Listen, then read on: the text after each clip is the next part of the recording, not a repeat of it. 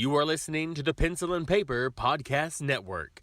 Visit pencilandpaperproductions.podbean.com to find more great podcasts. Welcome to the Palace of Megapixels. This is Super Mega Crash Brothers Turbo!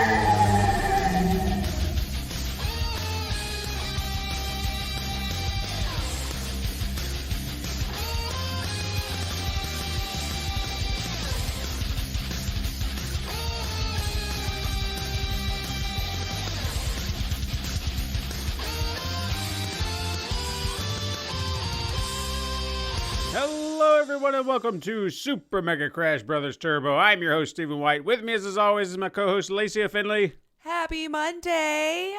So, I've got a few things I want to get out, just like last week. Up top, I just got a few things to say. All right. Nothing bad, anything like that. Just stuff I want to bring up. Okay. We First, like to chat. Yeah, That's we like to probably why chat. we do a podcast and all that. I don't know. First of all, I now have a grandson. Ooh, congratulations. That's what people say, right? Yeah. He was born on, technically Saturday at 1 a.m. in the morning. I haven't got to see him yet because, COVID, hospitals, whatnot. But Sure, yeah. Hopefully I'll get to see him soon. I've seen pictures, obviously, but I haven't seen him in person. So, there's that. Nice. A grandson now.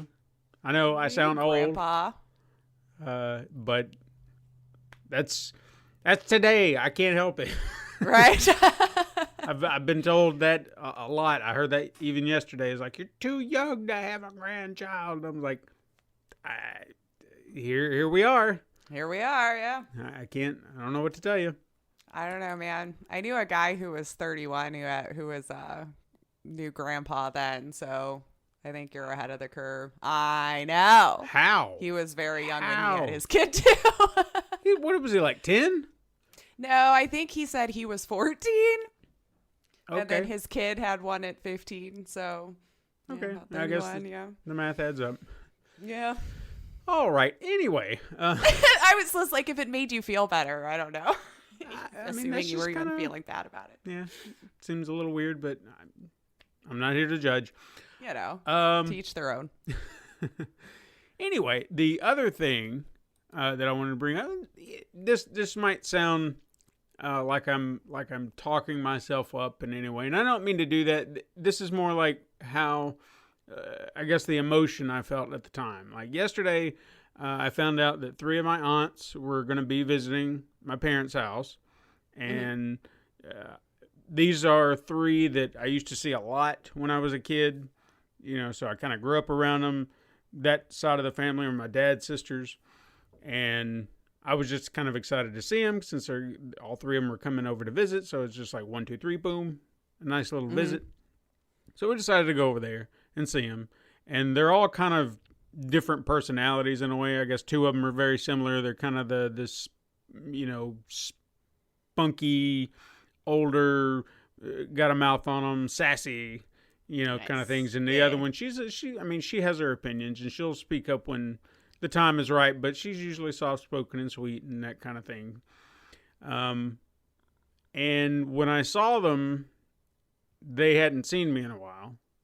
Mm-hmm. So their first thing was, oh my God, look at you. You look so, you lost a lot of weight and all this other. And of course, to me, I was like, yeah, it's been off for quite a while, but I know they haven't seen me as often. Been a while.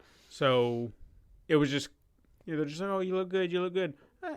And that, it makes you feel good. Sure. To hear that. Hard work, getting recognized. Right.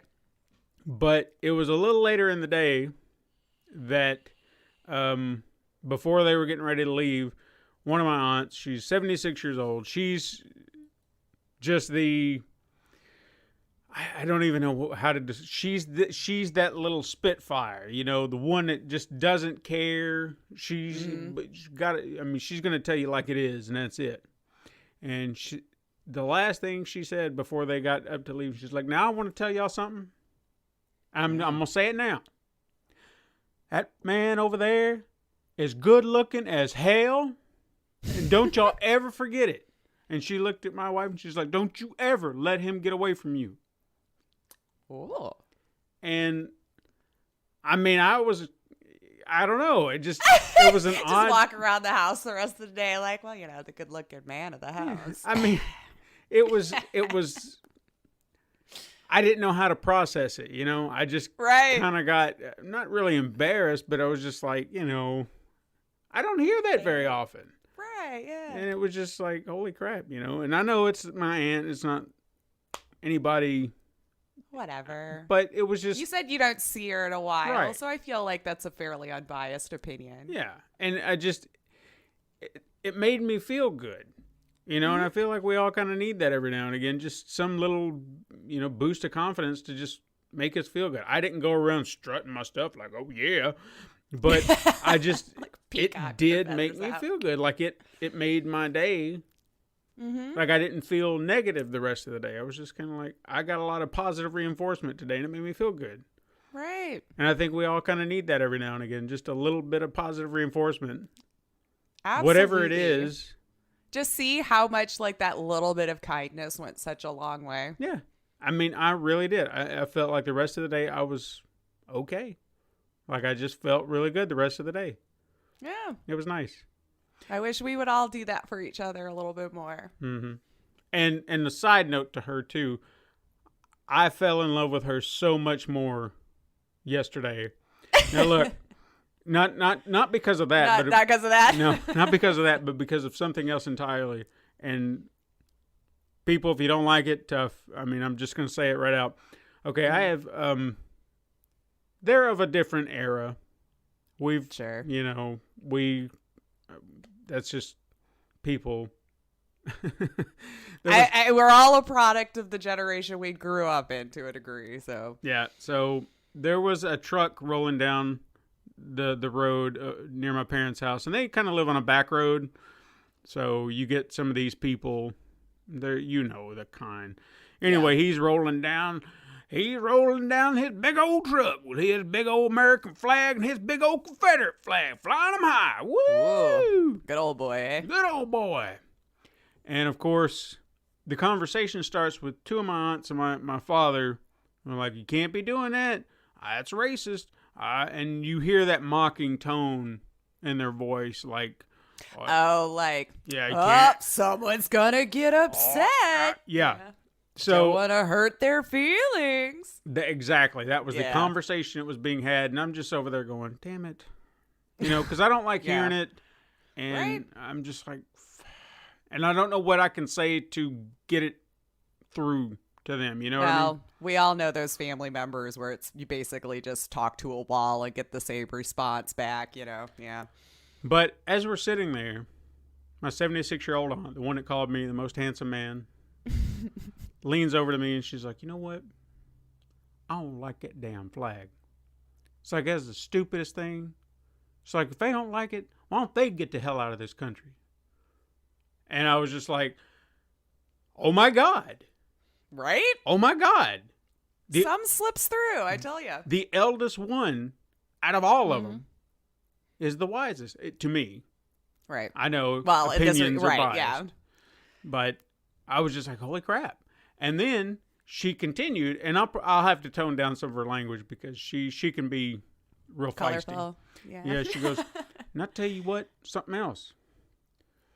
Donald Trump, I wish somebody'd shoot that son of a bitch. And I was just like, holy shit. Oh, I'm sure there's been many attempts, ma'am. I'm sure there's many attempts. She's like, all he does up there is lie and just run his mouth. And I was I can't stand listening to him. And I just wanted to give her the biggest hug in the world and say, I love you so much. Right? Because clearly the age thing, the time, the product of your time, it doesn't shape who you are. Well, it can completely. be overcome. Yeah, it can be. Even to the eldest of the group. Mm-hmm. And that's just bizarre to me in some way. How, because, I mean, look, I'm not going to say that I have not heard her say some things that I'm just been like, nah. Maybe not like that. Yeah, maybe not like that. I mean, she even kind of had one slip, but I was just like, all right. I don't want to ruin the other good things Yeah, you've just done today. You've done a lot of great. Just bring that one done back. a lot of growth today, so let's just. But it's just, I don't know. I can't wrap my head around it because I'm just like, here are your siblings sitting here talking stupid, and you're over here whispering in my ear how stupid they're sounding. Mm-hmm. It's just. Is she more well-traveled or moved around or not really? No? Because I have found with some is like once they've actually exposed themselves to different people, just in general, that they tend to have a different outlook than those who've just stayed in their smaller town with their same people and just kind of allowed the news to dictate what other types of people are actually like instead of exposing themselves to it. That's usually where I find the dividing line, but obviously it's not an exact science and I'm not studied on that sort of thing and sociology and the like. But I would say the only difference she has to maybe one other person in that brother sister group is she, along with one of her brothers, are the only two in the entire family to ever get a divorce. Now I don't know if that would be an element, but she and her oldest brother got a divorce. The rest of them have all been. I wouldn't know what the connection would be there, No. but I'm maybe a doctorate in psychology or something like that could just say either boo or actually if you. Yeah. But see, I don't know where he stands from a political scientific point of view. Maybe he's like the rest of them, and she vowed she wasn't gonna be like her ex-husband anymore. Could be, you know. So I don't know, but it was just like, oh my God.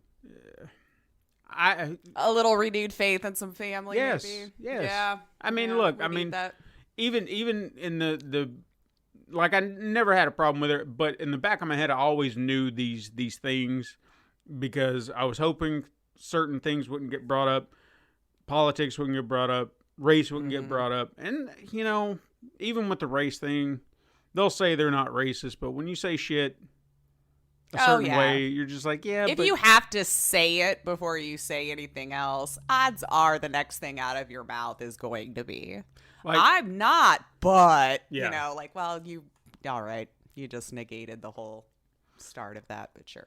Like, I'll even go so far as to say there are two of my cousins, one in particular, he can go straight to hell as far as I'm concerned, because after what I found out yesterday, I don't want anything to do with him.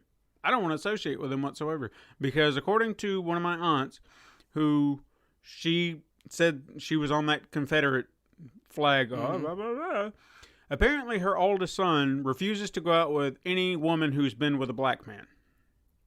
Like, that's his opening statement to the woman, have you been with a black man? And then if she says yes, no. He's done with it. Wow. Yeah, so he's a piece of garbage. That's a pretty, that was actually the word I was just about to use. Yeah, he can go straight to hell, and I hope he remains alone for the rest of his life. Because he doesn't deserve Or he's going to find someone just as hateful as him, unfortunately. And then they'll breed and... Ugh. Yeah, I don't want... Yeah, they don't need to breed. Their lineage needs to die with them as far as I'm concerned. That might sound harsh, talking about family, but I don't give a damn. Right, yeah. We don't need that kind of shit in the world anymore. No, we need to progress more than we have. And I don't even know, like, I can't even wrap my head around why they are the way they are, because they grew up in a very diverse town. They live in Nashville. Yeah. And they became the worst out of us. I lived and grew up in backwoods BFE called Brush Creek. Oh, creek. When you add creek to anything. Yeah. And I feel like I'm a little bit more well-adjusted. I don't know, man. Let's see. We'll see if the listeners. So you grew up in a creek. Mm-hmm. My family grew up in a place called Chunky. Chunky? Yeah, in Mississippi. Chunky, Mississippi. Mm-hmm. Holy shit. Like, I didn't even have to put a house address for the wedding invite to my grandmother. You can just say it's down in Chunky. Because I remember asking my mom for the actual address, and she's like, "Oh, just put whatever the road was, Chunky, Mississippi, and her name." And I'm like, "You've got to be kidding me, though. Like, there's got to be more houses on." I'll be damned, she got that invite. Holy crap. Yeah. So I guess it was small enough. The postmaster was like, "Oh yeah, I know so and so." Holy crap. That's hilarious. Chunky, I laughed for Mississippi. Chunky, Mississippi. I'm going to look that shit up one more time. Yeah, you should. It's a blink and miss for sure. It's very small. So, what have you been playing? What have I been playing this week? Oh my gosh. I feel like I actually have just not been playing as many games. You know, like I actually a little bit busier this week than I have been in 7 months. So I checked in on my Fallout shelter people. Not quite at 100 people yet. Just been doing, I'll log in the morning and go send them out on their quests. And then if I remember to check at night to see if they've made it or not the next morning, I'll just do whatever the thing was. And I actually did revisit Overcrowd. Which is a smaller simulation game. It's just the most adorable little graphics. I actually had already put like 100 hours into this game. It's one that the developer was super kind and gave me access to, back with Epic. So it's been a while, you know, that it's been in early access like this. And just to get to see it from the very first time I played it to just how much more streamlined, and the AI is so much more intuitive in the game, and it's not as much micromanaging of like because you're running a train station, right, is what it is. And then you have goals for how many tracks that you'd like to build for this particular station, shopping in the station, how decorative. You have employees that help clean up the trash and all this, but it's just adorable, and it's quirky too, because sometimes they'll be like, a drunk has entered the station. And if you don't pay attention and it gets busy, there's like little puke all over the floor, and you just see them like, bleh, or they'll get heat stroke and just pass out, so it's just like, it's so adorable in the art style. And I believe it's just a husband and wife team. Like, she does the graphic style and the art style, and he does a lot of the programming and everything. So it's coming out of early access, I believe. October 6th, I think, was what was in the email. I might have that date wrong, but oh man. So I had gotten an email like, could I tempt you back in now that we're close to getting done? And I'm like, there's no tempting about it, dude. I've put about 100 hours already in your game, because every few months I'll come back to revisit it just to see what's been added. So I can honestly say I feel like I've gotten a really good sense of the progression from when it, or at least when I got it, to now. And if you like simulation games, it's a lot of fun.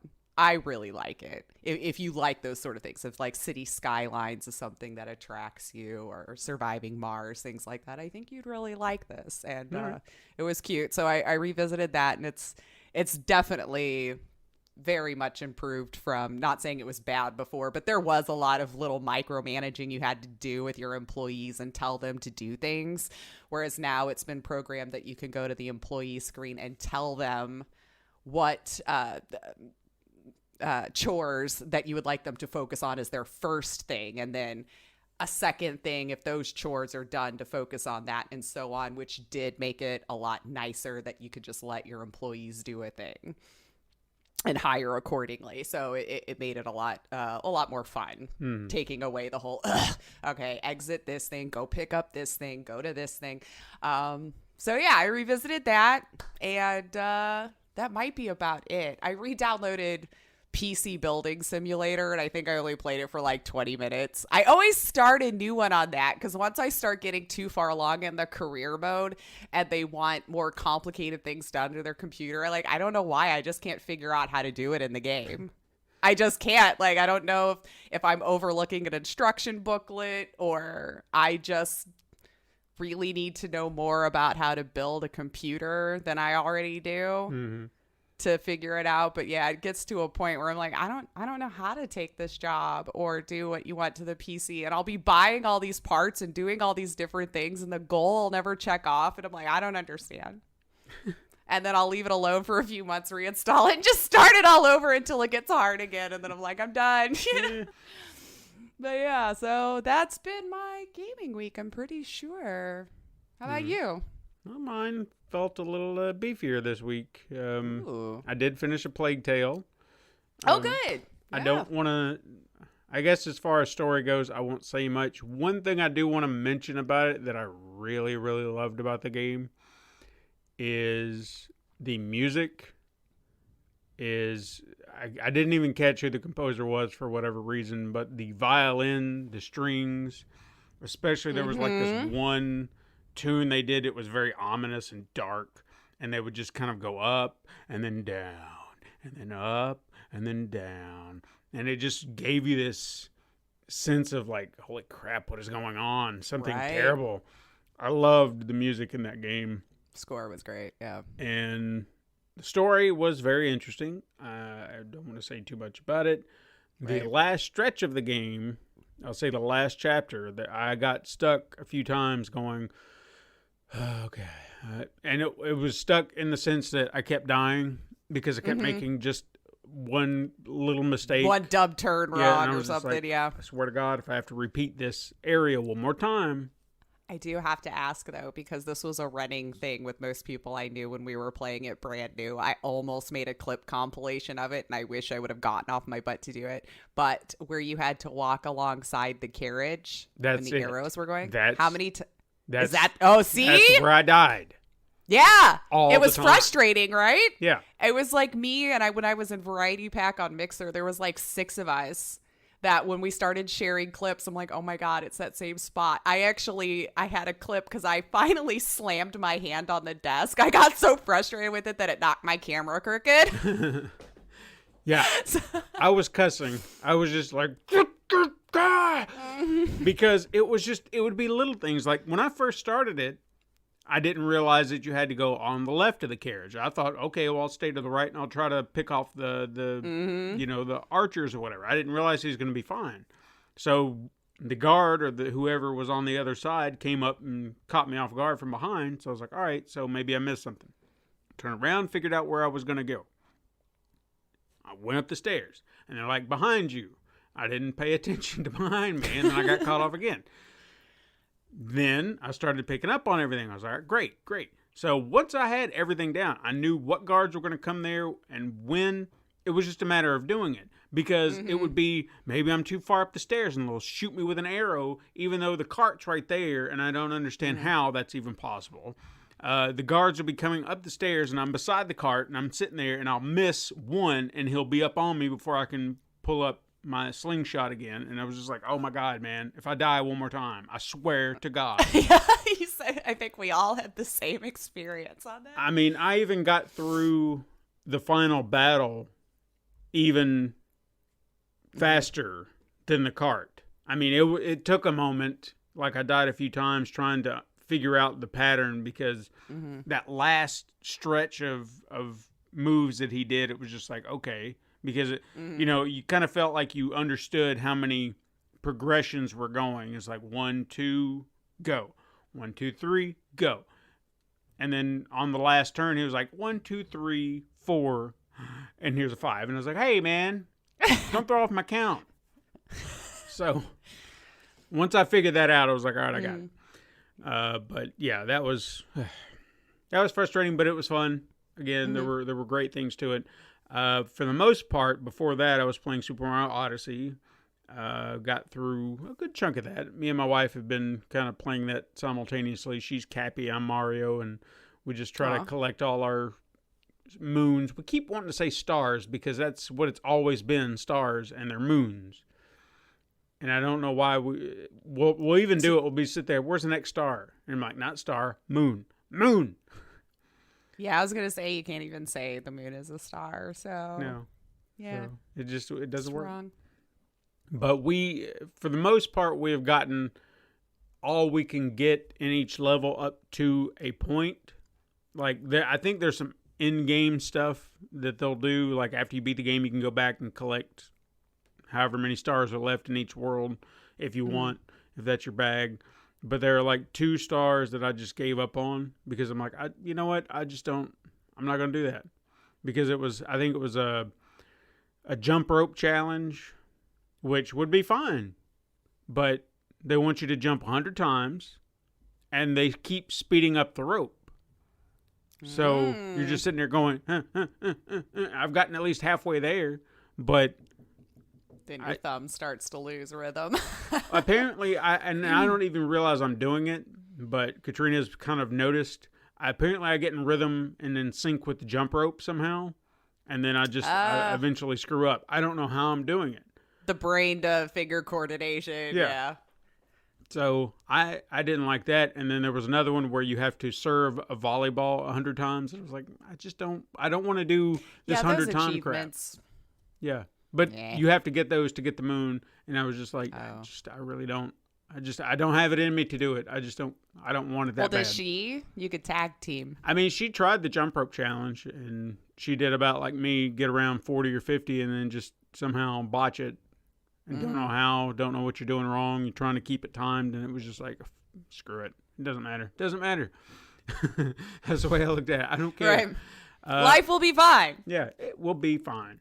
And finally, I did, it was as cheap as I could get it. And I was like, you know what? Screw it. I'll go ahead and plop the money down. I went ahead and got the Mortal Kombat 11 Aftermath and played through it. I'm still so frustrated you didn't get that. I know. With your bundle. At the price I paid for it, I looked at it as everything that I'm getting is worth what I'm paying because you break it. Did work out. Yeah, because I was not going to buy it full price. It was like, you're going to discount this, and when I feel like it's at a fair price, then I'll plop the money down. And this is the lowest I'd ever seen it. And then if you did the math on it, it was about $5 a pop for the story and the extra characters that you get with it. So I was like, you know what? There you go. All right. Deal. See, patience is Mm-hmm. key. It could save you some money. And it was a very interesting story, the way that they, what it was a continuation of where the last game left off. And if you haven't played it by now, screw it. I don't care. Liu Kang became an elder god at the end of the original portion of the game, and he defeated the bad guy Kronika, and then now this gave him the power to kind of rewrite history and rewrite the world.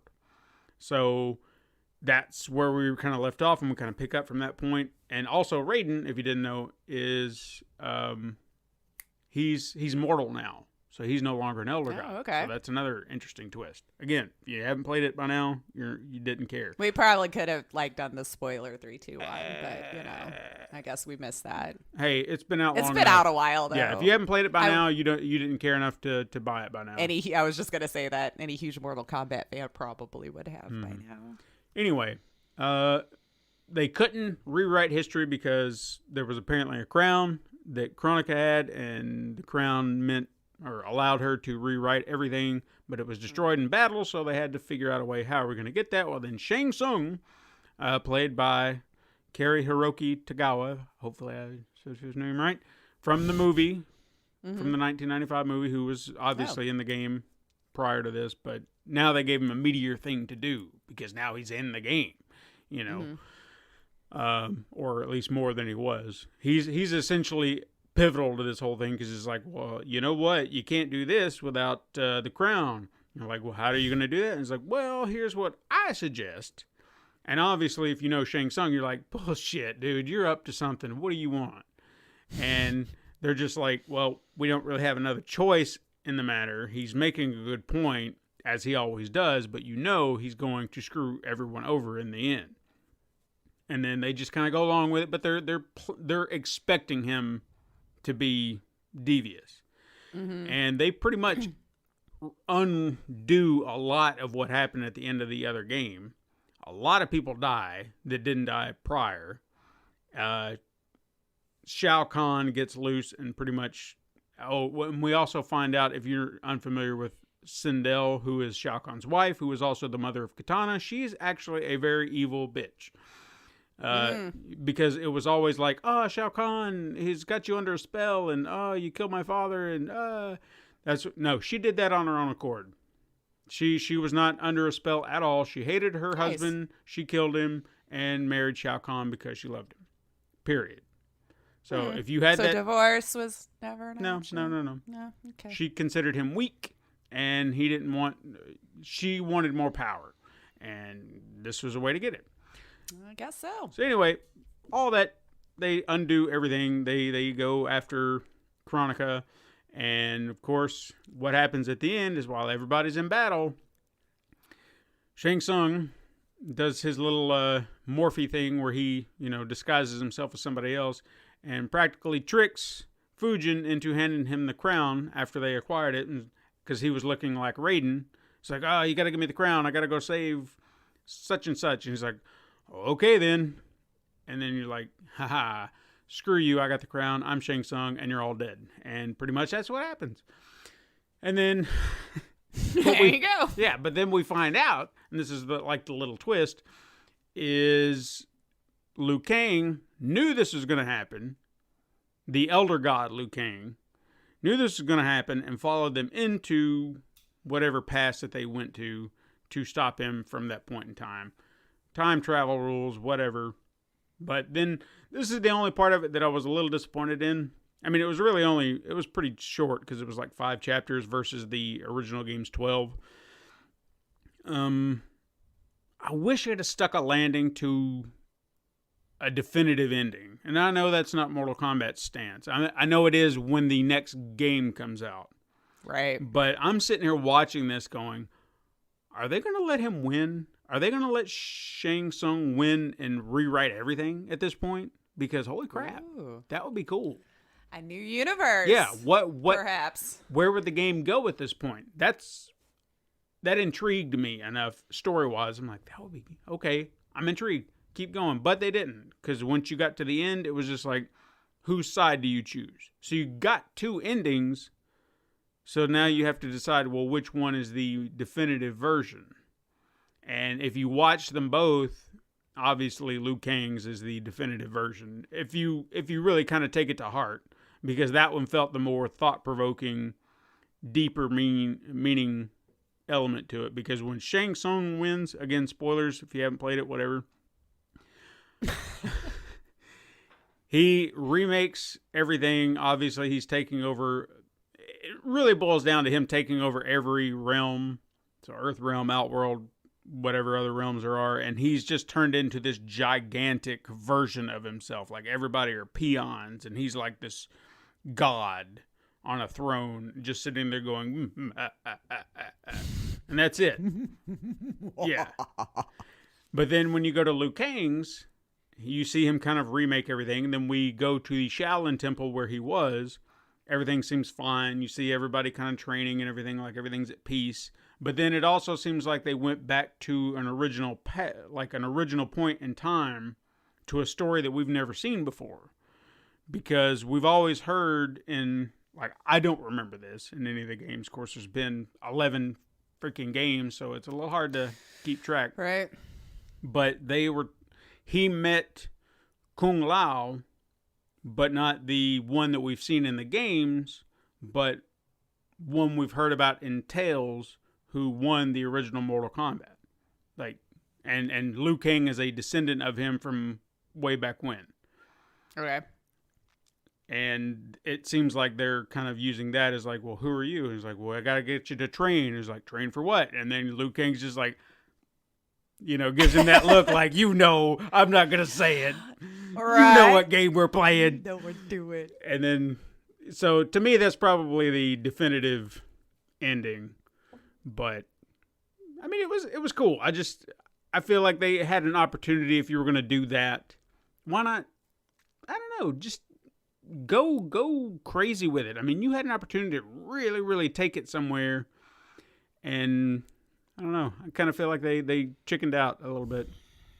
But I'll give credit. I mean, I'm at least glad that they kind of gave this to the Shang Tsung character and allowed the actor to really portray him again. Because he was the best part of that. Just watching him with that look on his face, You know he's up to something, and he's just playing it with poise and grace and just the sneakiest little... But I loved it. I loved every minute. Just watching him and allowing him to play that character again was just marvelous. Even if it was CG, you know, it was motion captured and all that stuff. Hey, so voice actors are still actors, man. You know? And he did it. He did. I don't know. It was amazing just to allow that for him. If they did it just for him so he could play that character again, then that was worth it for me. Because he proved his mettle as that character, I guess, if you will. And the fact there was even one scene where he turned on Shao Kahn because, you know, he thought he was the big bad. Shang Tsung's like, no. Dude, you apparently don't realize what's been going on this whole time. Because I was even looking at it, I was like, are you serious? This guy's not going to turn on him? He's just going to act like a lackey? Even though you've got all the power right now? What? And then, no, eventually it happened. I was like, oh, yeah. Okay. It all worked out. Yeah. But hey, you want to talk about some news? Let's talk about some news. Now, I people feel like there was a good decent amount this week. There was, and people you'd be like, Steven's doing the news again? Well, yes, because you know, Lace was a little busy this week, so I decided to lend a hand. And we're a team, man. We're a team. So, you are a team. Help each other out when we can, for sure. And I'll be honest with you, I've dropped the ball on Super Mega Crash Adventures. I've hit a few road bumps where I'm trying to get back into it and everything, but it's fine. I feel like if you're starting to feel that way, it's probably best just to take a break real fast. Yeah. You know? So. And it's nothing. Be kind to yourself. Yeah. It's not that I don't want to do it. It's just, I guess it's a lot. It's a lot. Yeah. And when I'm thinking about it, it's just like daunting. And I'm just like, am I ready to take that journey again? Because it's going to be daunting. It's going to take a while. And maybe this one won't take a while. I don't know. But I think that's what it comes down to. I think allowing yourself that time to just breathe so you don't get burnt out on the whole idea is not a bad plan. Yeah. You've made so much progress on it that I have every faith it's going to get done. Yeah, it will. I have every faith. I need to get there. Plus, I'm missing a voice actress in this next episode, and I think that's another thing going to hold me back. We'll talk about that afterwards. Maybe we can work something out. I need something. But hey, let's talk about some news. So the first big story this week had to have been this big move by Microsoft. Right? Because, you know, over the last couple of months, we've been kind of watching them play chicken with their new consoles, like who's going to announce what, who's going to announce when. And then after everyone kind of showed their cards, saying, well, here's all the release dates, here's all the prices, and then it was almost like Microsoft knew something in the background, because it was just like, well, here, we got the Series X and the S, and it's like isn't it like a $200 price difference between them, $500 and $300? Yeah, I think it's $499 and $299 for the S. And then Sony's just like, oh yeah, well, how about this, $300 and $400? Yeah, and it's almost like they're saying, look at us. 4 and 5, respectively. Actually, $399 and $499. Oh yeah. Okay, well, fair enough. Just before people go, wait, what? Yeah, what? Sorry, but they're just—it's almost like they were narrowing that gap. So you can see, you can get our powerful one for the same thing, and then you can get the lesser one, but it's still the same thing. It just doesn't have the disk drive, so you still get the same thing. Ooh. So it seems like a better deal. Which was a big move play, honestly. Yeah. It sounds like a big deal. But then Microsoft's like, oh, yeah? Draw 4, bitch. And then they say... Someone's been playing Uno again. Yeah, maybe. Microsoft is acquiring ZeniMax for $7.5 billion. And with ZeniMax... Yeah, billion. And ZeniMax, if you don't know, is the parent company of Bethesda Softworks, which in and of itself is a combination of numerous creative studios like id Software, Arcane, Tango Gameworks, Alpha Dog, just to name a handful. So if you like Doom, Fallout, Elder Scrolls, I'd say you better start getting on that Xbox train, or at least maybe that Game Pass is getting beefy. I mean, I'm sure you could probably get away with PC just a little bit. But I still feel like I'm fine, Yeah. honestly, because Microsoft obviously has always been fairly PC friendly. mhm. So, and with them introducing the Game Pass for PC, I don't even know how long ago it's been now. It might have been a year by now or even longer. What is time anymore? I feel like that kind of sealed the deal for me that I'd be all right. Yeah. But that's where to keep it. PC, even if you're PC and Microsoft does whatever they do with Xbox, you're still fine. It's the other side that might have to worry, because it is worth noting, like right now, we'll see, there are 2 games that are set to be released on the PlayStation 5 that are timed exclusives under the Bethesda umbrella, and that would be Deathloop and Ghostwire Tokyo. Right. Now, at this time, there seem to be no changes to that deal, but we'll see if that changes. I don't Well, think I it feel will. like they'd have to uphold the contracts that were already in place. Right. And So I think they will. yeah, sure. I'm pretty sure they already said that they're honoring those. Moving forward, though, it'll be like a case-by-case basis with And- Bethesda games especially. And even that, keep that in mind, case-by-case basis. To me, that translates to how will that benefit us fiscally. Exactly. So- No. Are we going to allow these games to continue to be on other platforms, or are we going to rake them all back in? Because I feel like some games would be okay to just like, yeah, let that go over there. Let that go over there. It's fine. It's fine. It's fine. But then a few others, you might be like, you know what? No, we're not gonna allow that to go over there. That's ours. I've often said the one downfall for Xbox for me was the lack of exclusives that would have drawn me to wanting to buy that particular console. And again, I still feel that way because as we've just discussed, the PC and Xbox market seem to kind of coexist at this time. But It's a big deal. yeah, I mean, Sony's been doing it forever. Although I will say, I have been finding it quite hilarious now. The PlayStation fan people, I don't want to say fanboys anymore, but the fan people. Well, that's not right. You gotta do it. It is an exclusive. Were you the ones that were like, oh, well, that's just how business is and PlayStation's just good and stuff. How does it feel now? Yeah. It's Like, it's I always mean, funny. I'm not saying it's good to monopolize a game or to force this sort of thing, but they were all too giddy to rub it in Xbox players' faces when PlayStation was getting all them exclusives. And now the tides have turned and they can't even for a moment just swallow the pride and go, this is what the other side has felt like for a while, I mean, me personally, this hasn't shifted my I don't care. If that's what I don't it's feel business. like I don't feel like I'm losing anything game wise. Right. So I mean, I do like Doom. I do like Fallout. I've never I played liked the Elder Elder Scrolls. Scrolls series. Um, But again, I feel like I'm still going to get that on PC. yeah, and I'll broach that when it happens or if. and I think that's where I'm at too. Is like if I really, really, really wanted to play them, I think I'll be okay playing it on PC if I want to go that route. But I honestly don't feel like I'm missing out on anything in my life with this happening. And I feel like if they would just search deep down in the bottom of their soul, they'll realize that too. So Right now, they're just hurt because they're not getting their way for a second. And they'll get over it. Or if they don't, I mean, that's on you if you want to keep stewing about it, man. yeah, I mean, live your life That's however how you things want. are. Be negative and shit. I mean, I honestly, I feel like Xbox has been They've been making pretty some smart plays. about this whole time, like I think they might make a dent, but that's always been the thing is Microsoft and Xbox has always done well statewide, where Sony was more global, if you will. So that's where I want to see is if that took an uptick outside of the States. Right. And some of those games, I don't know if they'll. I don't know how they perform outside of the States. That's they true. seem I mean, very American if you think about it.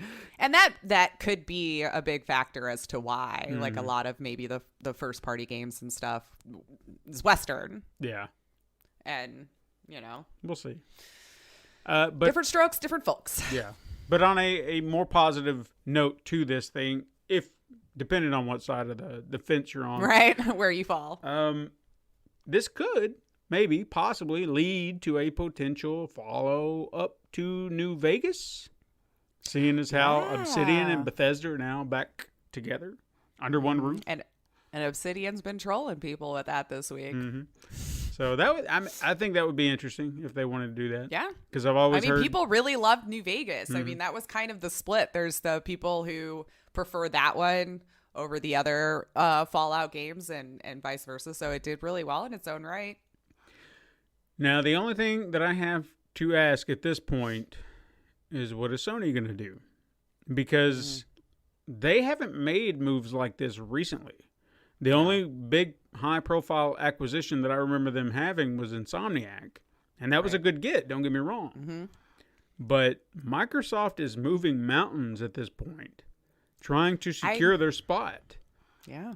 So I'm just curious if Sony's going to remain content or if they have plans of their own. They might, I'm not saying that they need to monopolize everything. I'm curious. Right. See how this will go from here. So the next thing I have is it's interesting, unexpected, but I guess expected in a way because I'm almost positive we mentioned this a long time ago because time has no meaning anymore. A long time ago, really doesn't. On a Truth or Trash, I know we talked about this in some form or fashion. So while everybody else, while the Titans are battling it out, so to speak, Amazon has decided to sneak in and whip out Luna, the cloud gaming service that is very much like Google Stadia. And I know we heard rumblings about this. Anyway, there's been so many that we probably did. To what degree, I don't know, but I'm or almost we positive. both went, now it's Amazon's turn. Could have been But in any case, this service will be available on PC, Mac, Android, Apple devices, along with Amazon's own Fire TV devices, which I kind of found, I guess, depending on how this service goes, they already offer games to play. Like if you have a Fire Stick, you can buy a little controller and then you can just play, purchase and download games on your Fire Stick. If you've got the space, because I know that there's limited space on those. Anyway, but point being, it's there. Right. So what makes Luna stand apart from Stadia? That was my big question. Because at the moment, I'm not seeing very much on the surface. Because obviously, we've all forgotten about Stadia at this point. So It does feel that way. This could be this could sound new and fresh, but also very much the same. One feature that I did notice, because it's cloud gaming, I don't really know what else to say that's different, but I don't remember this being a Stadia feature. Now, what they're talking about here is they're going to offer catered gaming channels that allow players to access very specific types of games that will have those games within a certain genre and publishers of those games.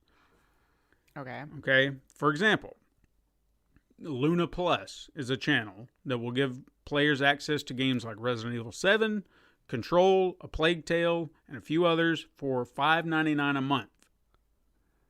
Okay. And then you have 2 devices that can also stream the games up to 4K, 60 frames per second, all for that same price within that. Now, I'm assuming if that's your channel, that's what you're paying for $5.99 a month. And I would also assume that if you're done with that channel, you can then swap to another one and then get access to a different set of games for a month. But you'll lose that access to Plus. Okay. So then, like the other channel that they offered up or said that they cut a deal to have is with Ubisoft. So they'll have a catered channel featuring their games like Assassin's Creed Valhalla and Immortals Phoenix Rising. $5.99 a month, to my knowledge, will still be the going price. But I feel like if they bumped it up, it could be like a premium publisher price. Oh, or sure. You whatever. want all the channels? Yeah. $25 a month or something. So I'm not quite sure. I didn't feel like they gave a lot of details. Maybe there's more that came out. Well, it sounds like the big difference is with Stadia. You still, and I know there's supposedly a certain set of games that comes with the service, but you still buy them. Yeah. And it sounds like with this, you're not buying the games. You're just paying a monthly fee to have access to a certain subsect of games for a certain period of time. And then once you're finished, you can move on with your $6 to the next channel. So that seems to be the biggest difference I'm hearing, unless you can eventually through Luna as well. Right. And to me, that also kind of adds a bit of appeal. Now, granted, the internet service that you have still obviously would be a big factor in that, but you're not having to pay for anything. It's like Netflix for games. Mm-hmm. You're just getting access to certain games that you maybe want to play, and then, I mean, how can you beat that? And nice. And I don't know if you have this written down. I feel like I read about that they're also going to be doing Twitch integration with their games. Mm-hmm. Very, very heavy Twitch integration from what I'm seeing. They mentioned something about if you're looking for a particular game, you can see who's playing that game. So, pick and choose your streamer based on the game that you're looking at. You can also instantly play the game that they're playing on Twitch. So if you happen to be there and you're like, oh, damn, I want to play that, you can just pick up your Luna controller and bam, you're kick it up and start it. Did Stadia have something like that? What was I watching? Because I feel like they were talking about like YouTubers. Yeah. Where you did that with YouTubers. Because they own YouTube. So that makes sense. Okay, so smart. All right. Yeah. And the only feature that no one seemed to like, and I'll say feature, the controller got a lot of hate. I don't know if you saw the Luna controller. I actually didn't. $50. No. It's a controller, but everyone is saying, you ripped off the Nintendo Switch controller. Because it looks... Why would you rip off the Switch? Like the Switch Pro controller, maybe? Yeah. Oh, okay. So, it does look a lot like it, but they all look the same How anymore. many ways can we design a controller anymore, though? Yeah. That's what I was saying. I was like, so what? Who cares? I think it comes down now to just weight and size, I would imagine, and what's more comfortable for your hands. Right. Who knows? I don't know. But, yeah, we'll wait and see how that goes at this point because... I still think it's just boiling down to if you have good internet. Like, I feel like these streaming services are fantastic ideas, just in the wrong timeline. Now, I will say... I did sign up for early access just out of curiosity. Yeah. So if I do get it. Oh, they're doing that? You know what? I should too, just to poke around in it. Yeah. I mean, why not? That's kind of what I was looking at. I do have good internet, so I would like to see if that works And that's one of the reasons I didn't with Stadia when it came out, is because I didn't. And now I do. Right. So I'm just like... And it did run well for me. Yeah. I did play one game on Stadia from start to finish, and I had no problems. And I was streaming it at the same time. Sweet. But again, I have fiber internet. That's right. So that's the difference. I had the bandwidth to do all that. The last thing I have here is, I don't know if any of you are familiar with the show Critical Role. We've got some well-known voice actors playing like an ongoing game of D&D. I know that's a very vague description, but that's pretty much it. Right. In a nutshell. Anyway, cast member Ashley Johnson, probably best known for Ellie in The Last of Us, although I remember her from Growing Pains, has launched the Critical Role Foundation, which is a nonprofit that will run partnered fundraisers to raise money for various organizations while setting aside 10% of every dollar for an emergency fund to be used for natural disasters and other unforeseen events that require humanitarian assistance. So if you want to learn more, you can go over to criticalrole.com/foundation, see what you can do to help. Perfect. I love that. I love it too. Absolutely fantastic. There was one thing I was going to bring up this week, but I'm just going to scratch it off because I don't remember seeing shit about it. TGS happened this week, Tokyo Game Show, and I don't remember seeing anything come out of there that was just like mind-blowing. Now that you mentioned it, I feel like I saw a tweet and then, nothing more. Yeah. And then I forgot to go search it out. So I guess it wasn't that big of a deal this year. No, I looked up some stuff about it, and I even put it down in my notes, like, check out for TGS headlines, because that could be this weekend. And I'm like, okay. And I did, and I couldn't tell you what came out. No, not even a little bit. No. So All right, well. That being said, let's move on to Quickets. Right. Series Xbox pre-orders went live and were gone. And in the shuffle, what happened? What we thought was going to happen, I imagine. Exactly. Some people bought an Xbox One X. Yeah. I'm hoping it was the bots. I hope the bots got screwed up and bought the wrong one, right? It's a nice thought. Microsoft did respond in a tweet that more Xbox consoles will be available on November 10th. Encourages fans to sign up with the retailers for updates. But as far as what you're going to do with that Xbox One X, you're on your own, buddy. They're not going to let them cancel it or anything within a certain period of time? I mean, I guess that'd be up to the retailers. Oh, yeah, because it seems like I saw a lot about that on Amazon. Because as far as I'm concerned, it's Microsoft's fault, but it really isn't their fault. I mean, it really is. I know it is. Why are you naming these? Whatever. Marketing. Their marketing. Right? But it's not working. I'm just saying their marketing department is trash. Oh, yeah. No, that's fair. What else do we... Oh, yes. The official patent from Sony gave us a glimpse of the PSVR 2. Some interesting game-changing motion control designs. I'm interested in that. I am. They kind of look like the Knuckle. Yeah, a little bit.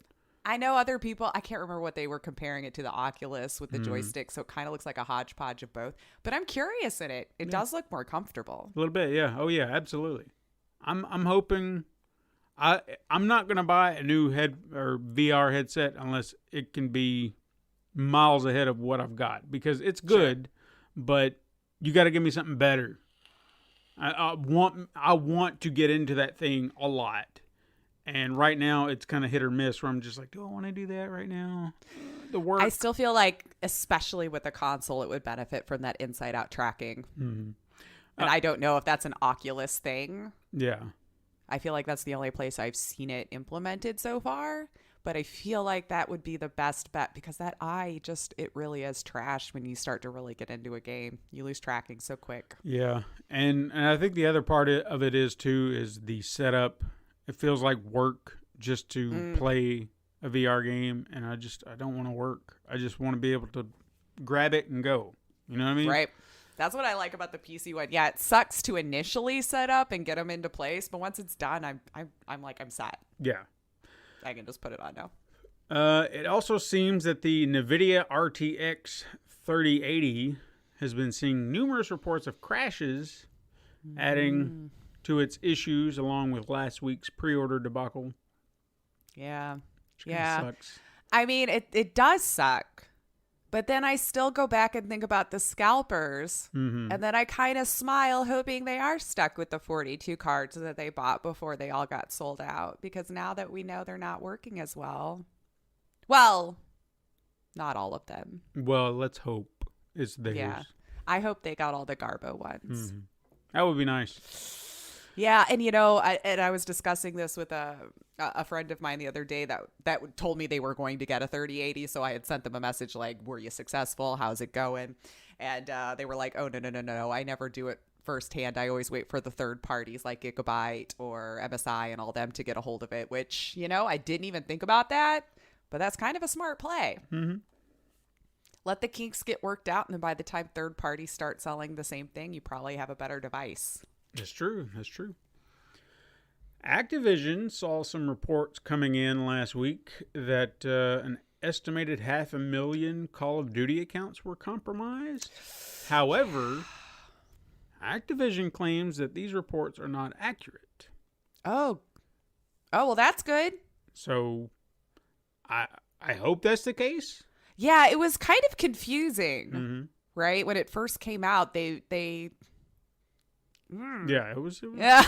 I wasn't sure what to think about that. And then they were saying something about how Activision doesn't even have 2FA, but Blizzard does.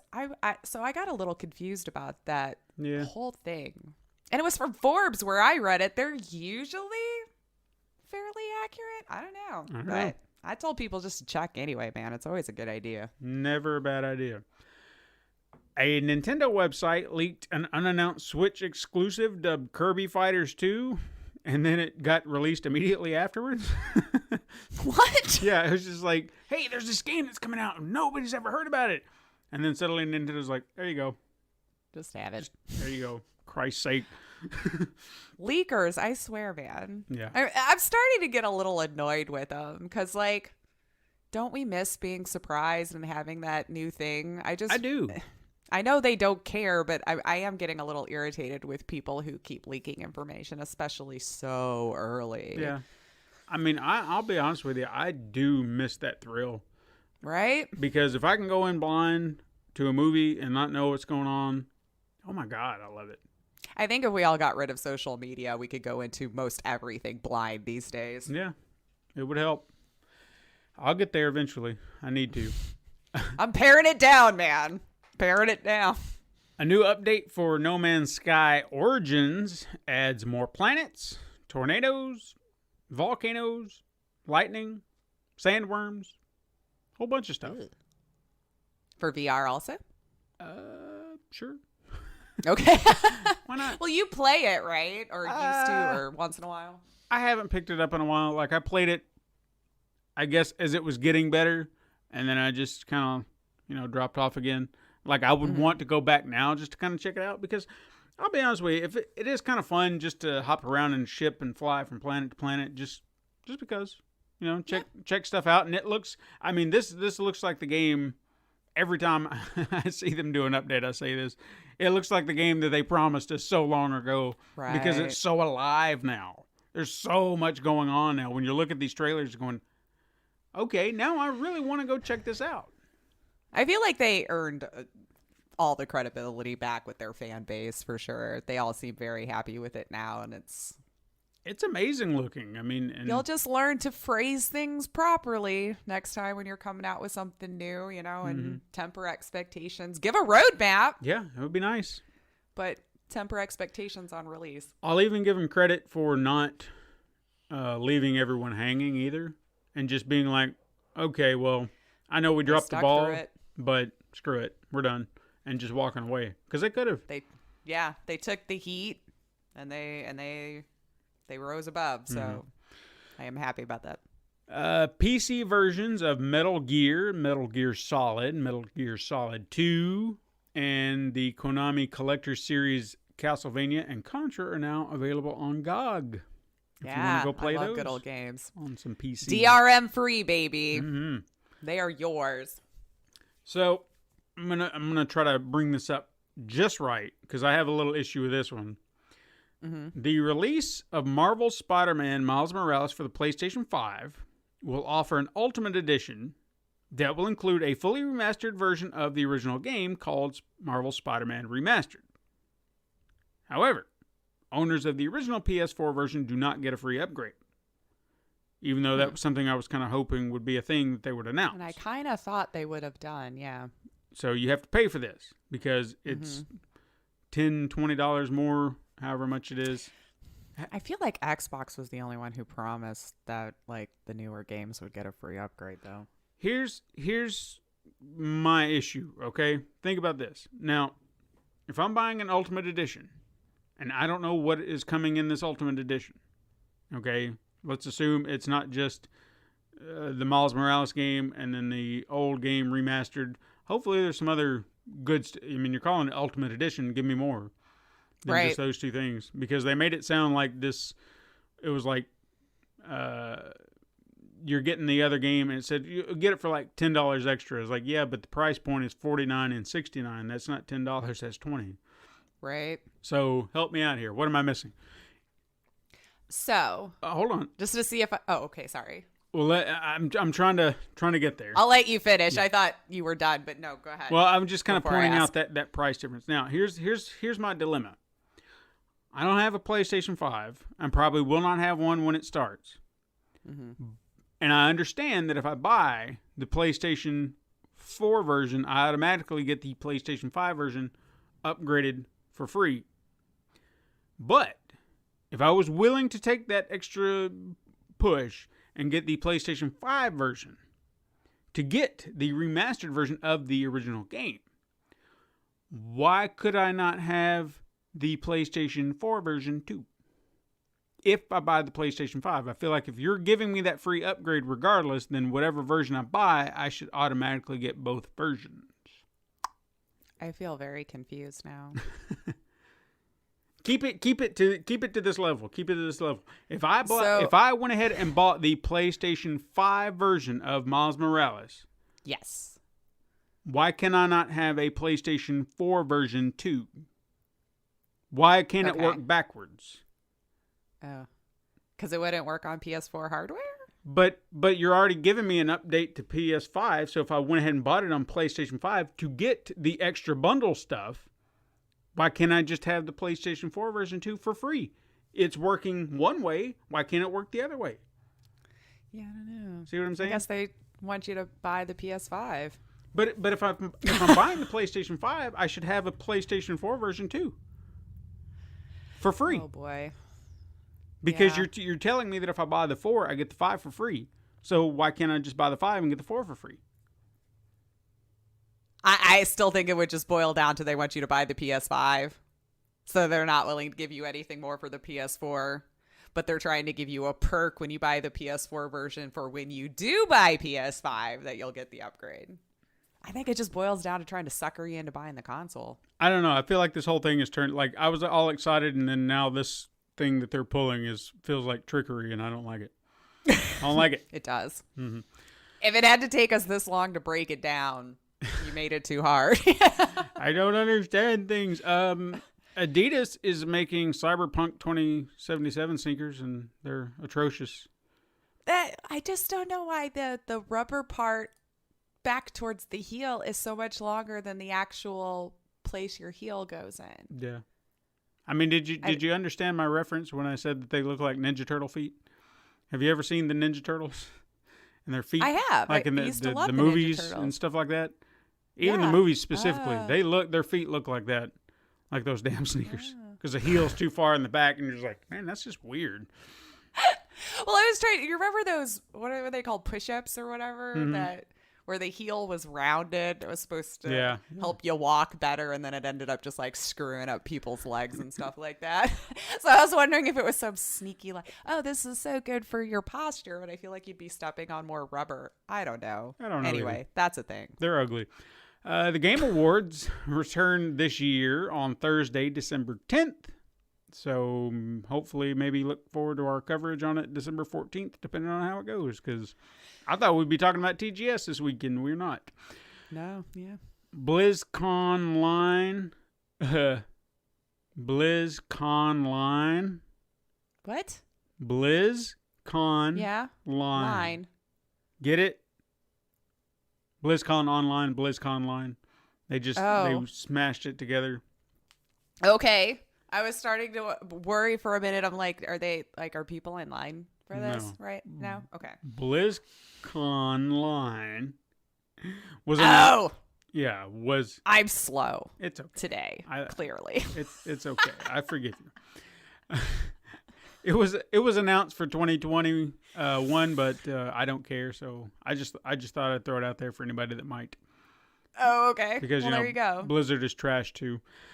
Yeah. I feel like we're feeling that way about a lot of AAA companies these days. Mm-hmm.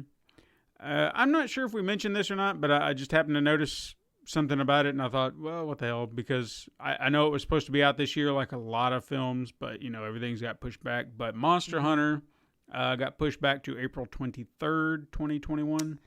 I'd already forgotten about it. It was supposed to be out this month. If I'm not mistaken. Oh, wow. Yeah, I feel like we've been talking about this for years.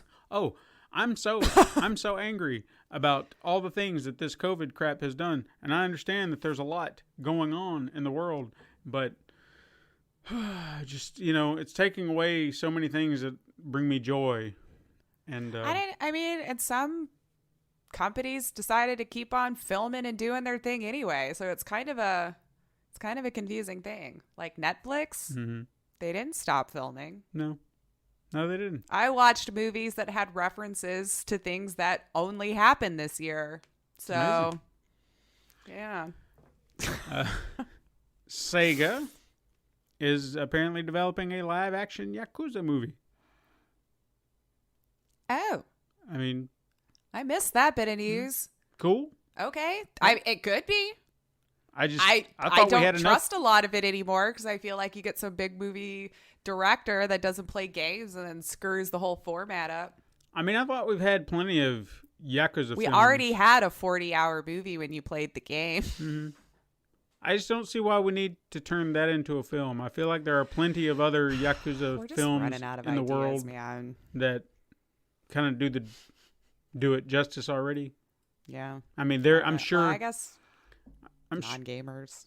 Yeah, I feel like the games were kind of mimicking the movies already. So now we're taking a game concept that mimic movies and then we're turning it into a movie. See what Just I'm saying? gonna fall back. We don't have ideas anymore.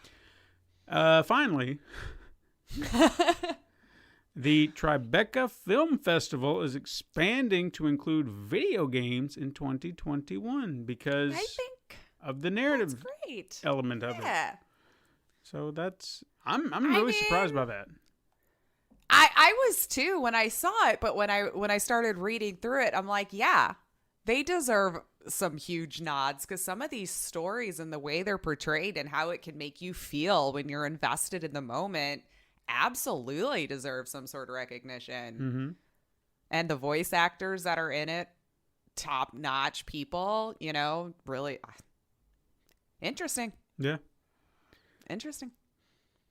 I have some truth to trash for you. Ooh, all right. I got 4 good ones. Oh, wow. Yeah. 4 good ones. We're And I'm good. trying to figure out which way would be a good way to approach this. So I'm just going to... All right, let's start here. Metal Gear Solid will see a PlayStation 5 remake. I'm going to say true. Okay. I'm going to say true. Yeah. True. Let me jot that down. Even though that was, I think, the least popular Metal Gear, maybe, Mm-hmm. was the last one, right? But yeah. No, that was... Which one? That one came out like on the PlayStation 2 and the GameCube. It's an old game. I'm still going to say true. Okay. Yeah. No More Heroes protagonist Travis Touchdown is coming to Super Smash Bros. Ultimate. I'm not as familiar with them. This would have been a good one for me to you because I know that you really love that game. Mm-hmm. But you know what? Let's just say true because I've not really understood all the characters they've been bringing over into Smash anyway. So this makes just as much sense as any other. I mean, it could be a good promotional thing for whenever Part 3 comes out. And there's that. Yeah. So we'll see.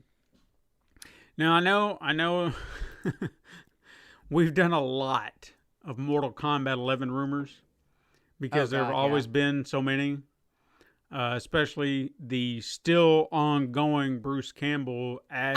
I've written it off. I know, but it keeps coming up. I don't know why it keeps coming up. Despite everything that's happened, despite all the things that have said it's not going to happen, it still continues to get brought up, and it's just mind-boggling to me. I feel like everyone's just trolling me. I feel like it's as bad as the Melina thing because everyone wants her in the game, and they're just like, Melina's coming. No, she's not. No, she's not. No, she's not.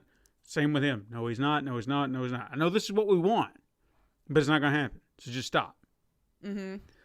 So, anyway, I feel like something is coming, and I wish to God Ed Boon would just go ahead and say it because he's been doing this trolley-ass clue hunt all week, going like, here's clue number 1, and it would be like a trailer for Nightmare on Elm Street, and then clue number 2, Bohemian Rhapsody from Queen.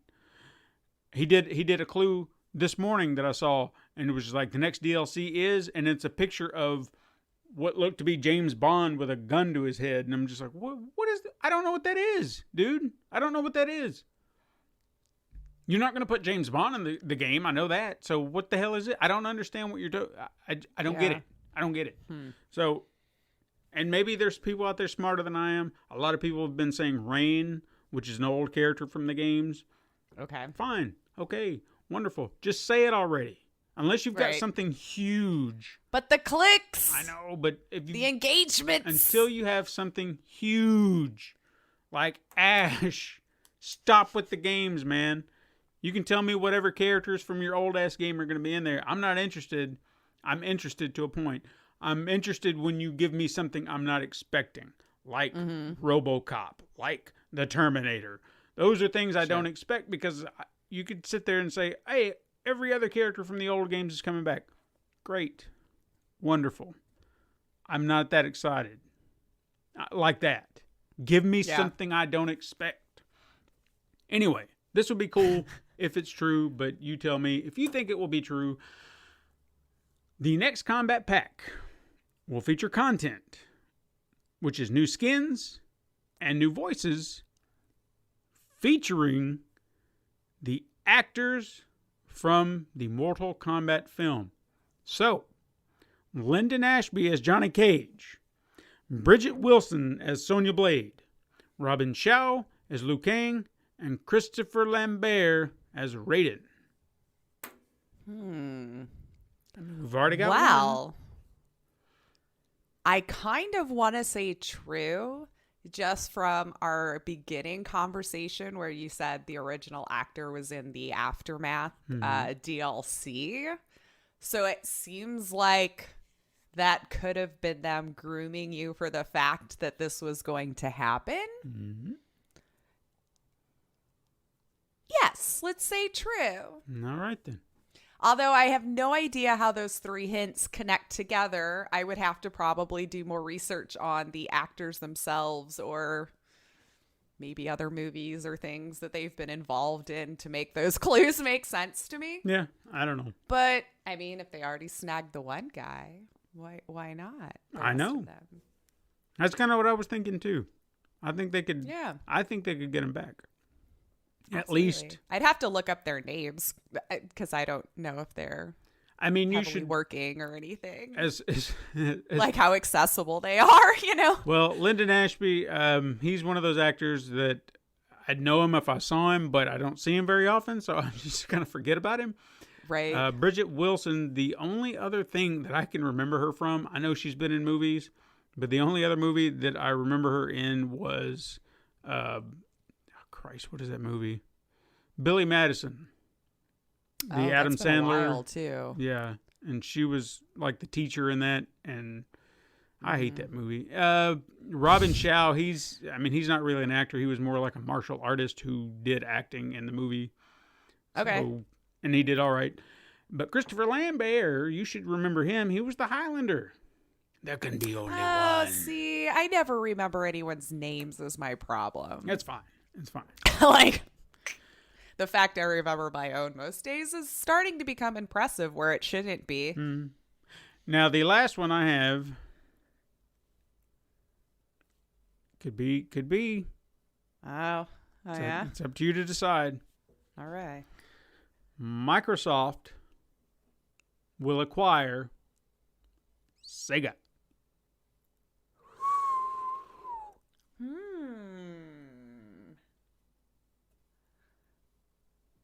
They got any money left? Seems like they've got some. Sega, of all things.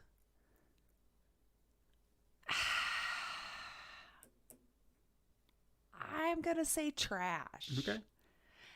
I'm trying to rack my brain around what Sega has that Microsoft would really want to get their hands on. I can answer that. Other than Sonic, but I don't. Unless there's murmurs of a new one of that coming out, but no. Yeah, I'm gonna say trash. I can tell you. I can tell you at least one thing that they have that they need: an Eastern audience. Ooh, Sega's that's fair big in Japan. too. And you know they've been making such big plays. God, see, now that you said that, now I'm want to go back to true because now I'm going to stick with trash. Okay. I'm going to stick with trash, although you made a very good point and I'm probably wrong. We'll see. I mean, that would be But big move. Hell, if anybody should have acquired Sega at this point, it should have been Nintendo. But I'm not going to say anything. Right. I've got one bit of weird news because this was just bizarre. Didn't realize this was the thing, but, here we are. Nintendo issued a DMCA for Peach's Untold Tales. a fan-made game in which the princess of the Mushroom Kingdom engages in sexual misadventures with other Mario characters. Yeah. Okay, so I did see this. I had some lovely people in my Discord, I think, share the tweet about it. And then I have to say the comment. Warrior Pussy. This is her screen name that she goes by. Huge shout out to her. So the Chaka tweeted or put it in the Discord and says, I've got several questions. And then it was the story you just mentioned. And then she replies, and I've got an answer to one of your questions. Yes, Bowser was a romanceable character. I love her because I'm very convinced she did play this. Probably. And she's lovely. And the conversations her and I have had leads me to believe 100%. What's surprising about this is it has apparently been available for 8 years. And they just found out about it. So. I mean, what's the rule again? Was it Rule 34? Something like that, yeah. Anything that exists in the world, there is, the porn version of it out there somewhere or some form. And I could have the number wrong. You know there's Super Mario porn out there. Not even video and game so porn. much. Yeah. And it's probably gross enough to be Mario and Luigi together. That's true. I didn't think about that. That's gross. I've come across some fanfics on shows that I love where, yeah, the relatives had their own sideshow. And I was like, okay, no, I've gone into the dark place. Yeah. I've got to back out of this. You've ruined it for me at this point. Yeah. Okay, but hey, there you go. Now you know that there was a pornographic Princess Peach just in game. time for you to not get to play it. That's so right. There you are. I'm sorry we couldn't have told you sooner. Right? But here we are. Well, wait, did you say DMCA? So does that mean like it's still up and Nintendo's just going to get the money from I mean, I would imagine that or wait, is that no, that's copyright. No. Never mind. I had it backwards in my head. No, you're right. From what I'm That would hearing, have been great. From what I'm hearing, they got it removed. Yeah, So okay. it's I not- had it backwards in my head, but that would have been funny too. Like, Yeah. you can keep it up, but we're just taking your money Yeah, now. we're going to take everything. So let's talk about our headliner because we're still going down the music Yes, of we Mega Man. are. And so after last week, I got to ask, seriously, did you feel like it was great compared to this week? Definitely 2 has been the favorite. This week was actually hard in a different way where I couldn't figure out my bottom 4. Okay. Like which one I hated worse. And we'll discuss that. Fair enough. Because as I just mentioned, how do you top the best? I don't feel like you Right. can, otherwise it wouldn't be the best. So you gotta hope for the best, that you'll be somewhat better or somewhat as good in the long run. It's confusing. Anyway. Right. But no, See- definitely 2 so far Yeah. would still reign king. Now, seeing a challenge and attempting to top what came before it can be daunting and feel impossible, but I do feel that I'm going to do it. Harumi and Yasukai Fujita did an admirable job. Poor people. It's ruining all my words now. Butchering their name. They did an admirable job in creating a soundtrack that feels different than the last while still maintaining some semblance of a Mega Man flavor. Now, what's interesting about the soundtrack is that it hadn't really been made evident to me prior to this, that I hadn't noticed, because I wasn't looking for it. But there's a underlying blues influence in the soundtrack. This shouldn't come as any surprise when you find out that a character introduced into the game, known stateside as Proto Man, was actually known in Japan as Blues, Oh. which is in conjunction to Mega Man's Japanese name Rockman, his sister Rock and Roll, Oh, jeez. Okay. And That's then- cute, though. and then their dog Rush. Oh, that's actually kind of cute. And then there's even a character that's introduced later on. I think it's bass and treble. There's music elements all through it. Aw. Yeah. Those are cute. So as you can see, music has always been a crucial element to the series in some way, shape, or form. Why have I not mentioned this before? Because with trilogies, you go back to the beginning and that's the twist. I just did a twist. Yeah. I didn't bring it up, and that was why. There you go. You got a reason. Knowledge bomb. Right. So with all that history out of the way, let's talk about the soundtrack, because honestly, I feel like some of these tunes are pretty solid. Still not topping the last one, but for what they're doing in their own right, some of them are okay. But this to me is where I feel like this is where the soundtrack differs. Last week I mentioned the Neskimos. I mentioned all these other bands Which I did listen to that song, and you're absolutely right. Was it not amazing? It was amazing. Yeah, it was really great. So, and if you didn't hear that tune, it was at the end of last week's episode. Thank you very much. So I threw that in as like a little bonus for all you peoples. If you stuck around to the end. Anyway, I feel like when you listen to those covers of those tunes from part 2, people got it. They hear the tune, they know what to do, and even if it's in different modes, like whether it be metal, piano music, violins, whatever you're doing, there's something about it, and you're just like, yeah, you in some way you've captured the essence of what that music was trying to be. I don't feel like people understood what this music was meant to be. Like I mentioned before, the blues element. I feel like the cover bands, because I've heard a few, but they just don't do it right, you know? They're just, it's like it's lost a flavor. Like one particular, and I'm going to mention this up front, the Snake Man tune that the Neskimos did, it's a surf tune, and it's just so wrong. Like when you think about it, now I won't say too much about where he is on my list or anything like that, so I don't want to spoil anything, but for me, it's not encapsulating what that tune is supposed to be. Not a surf tune, not something like Dick Dale and the whatever the shit, you know, it's just, it felt wrong. Yeah. Absolutely wrong approach to it. So that's what I'm saying. But again, yeah. So I'm trying to get through it because it's just killing me. I honestly feel like the blues element is what people are missing. It's not pervading in every track, but it does exist in some form. So let's talk about our list. Let's talk about our list because, again, we've got 8.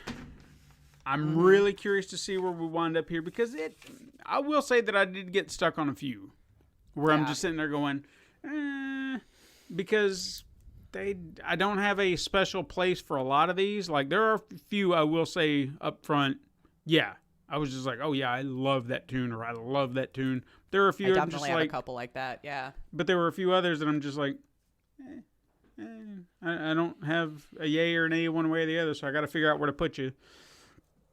And I used what methods I could. So here we go. I was like, maybe I should just roll a dice at this point on some of them and just see. Yeah. So we're going to do this just like last week. We're going to talk about where I go and then where it lands for you and then do comparisons just like always. So my number 8 would have to be Gemini Man. Okay. Given the layout of the stage, I can kind of see where you get some of that eerie space vibe kind of stuff. The music's definitely trying to capture the feel of the area, which I commend it for, but it's just doesn't work for me overall, you know? There's something about it, it's just like, That's about all I can really say about it. I do get what it's trying to do, it just doesn't do it for me. Yeah, so fair. Where's it on your list? So for me, it was actually number 2. God, we're doing it again. I know. At first, to me, like it felt like a dungeon level, maybe even a little spooky, right? Felt very dark. I couldn't really get much more of a feel from it. So then when I looked at the graphic, though, it felt pretty on for what I was feeling with the colors and the aesthetic of what was going on in that particular one. It was a space level, right? As opposed, which makes sense, Gemini Man, this, that, or the other. I don't know if I was expecting anything to convey doubles. Yeah. Just with the name Gemini. But, space totally nailed it. Gemini Man, so that's how I kind of what I felt, what kind of colors I felt, and then looking at the graphic, I was like, sure, okay, yeah, no, that seemed to fit. Fair enough. And landed on number 2 for me, so you know how I've been judging it. That's right. How well did the feeling I get match up with the graphic in the end? But again, fascinating approach as to how we're doing this. I love what's happening here. Yeah, it's just, I guess when I was listening to them, because I went through them several times, and I was like, how do I feel about this? How do I feel about that? Because again, more familiar, but for whatever reason, it just was not. Yeah, I don't have the playing them as a backup. You know. So, all right. So 8 and 2 on our list. So let's kick it off. Maybe we'll line back up here somewhere in the middle. Yeah. I'm curious to know what your number 1 is. So, but we'll hopefully that's the same, and then we can end on a high note. That would be great. My number 7 would have to be Top Man. Something about the tune, and I cannot tell you what it is. It had this 80s vibe. For whatever reason, it did to me. It sounded familiar in some way, but I couldn't lock down what exactly it was that I'm equating it to.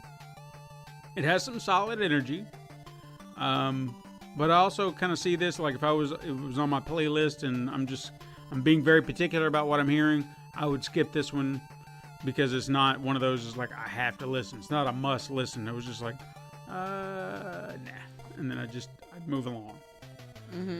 So it's fair. It's one of those.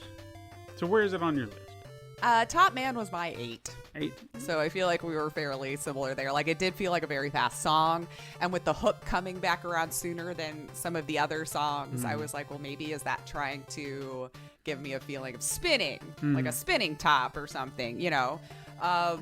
Kind of a runner feel. But then when I looked at the graphic, I'm not sure even what his power would be. Is it just because he has a flat top? Does he spin? His special was just hard for me to figure out and feeling with the music. So 1 star for me, just because, you know, most things you have to put 1 star on it. But I just, meh on this one. Yeah. He actually kind of throws a dreidel at you or something. This is about what it looks like. It was just this flat guy. And I was like, okay, so there you go. I don't know. A lot of them on this too, after looking at the graphic, I'm like, you're gonna have to explain what the power is, because it's not obvious to someone who's not played the game, or to me. Well, look at that. Our 7 and 8s seem to align every single time. And honestly, like my bottom 3, it just ended up being like just putting it somewhere because I kind of equally disliked the bottom 3. So we could have just said that's my 7 too. I'm gonna keep this in mind. So from now on, I'm gonna start thinking that if it's my number 7, it will automatically be your number 8, because that seems to be our going trend at this point. So the next 3, I'm excited to see if that trend continues. My number 6 would have to be Magnet Man. This track kind of feels like a game starter in a way, kind of like I've mentioned before. It's one of those tracks that, okay, this is the one you're going to start off with, and you'll kind of lead into the other tracks, especially the way it kind of kicks off. It's light, energetic, a little catchy, sets the stage for the game in some way, but it didn't also hit me down with like, oh man, this is something magical. It's just kind of like, it's a game starter. It's going to be the first level track you hear and go. That's how it kind of comes off to me. What about you? Let's see. Magnet Man was my number 5. Okay. And yeah, to me, it kind of felt like a comedy break. Like the goofy character with maybe like a brighter element, maybe would have been floating. Some of those, I know we've talked about like flying levels or exploring through clouds, more freeing. Looking at the graphic, I guess close. Although it would appear that you're going under again. I'm guessing a lot of the Mega Man's is more like an up and down instead of side to side.